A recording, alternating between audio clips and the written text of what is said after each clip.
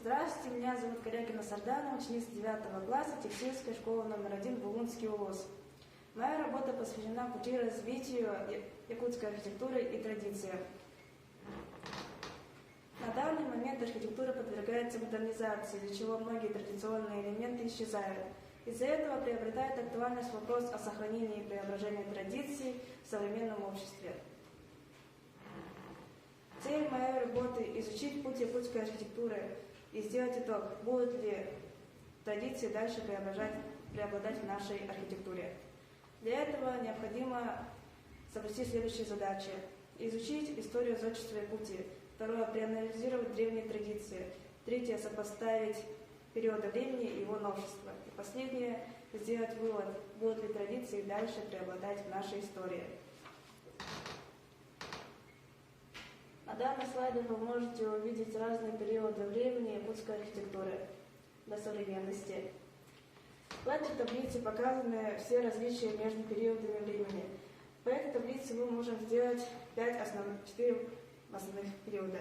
Исторический, традиционный, советский и нынешний современный. Я сделала несколько рисунков для будущей архитектуры Якутии. Например, на первом рисунке детский сад в форме утки. На верхних этажах будут располагаться смотрительные центры, там, где дети смогут смотреть на наше богатство и природу Якутии. На следующем, втором рисунке торговый центр в форме чарона. Первые 2 этажа – это магазины и тому подобное.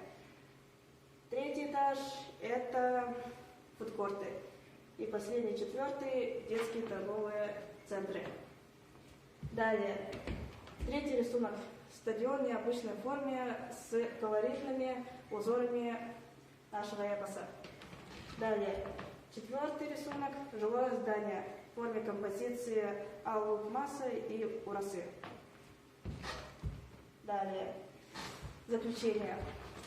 По этой теме можно сделать вывод, что архитектура будет преображаться и становиться все более и более традиционной.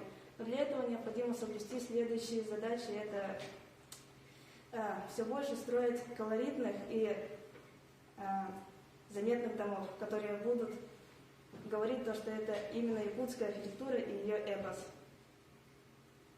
Поэтому в заключение могу сказать то, что наши традиции никогда не исчезнут. Они будут все дальше и дальше распространяться и преображаться.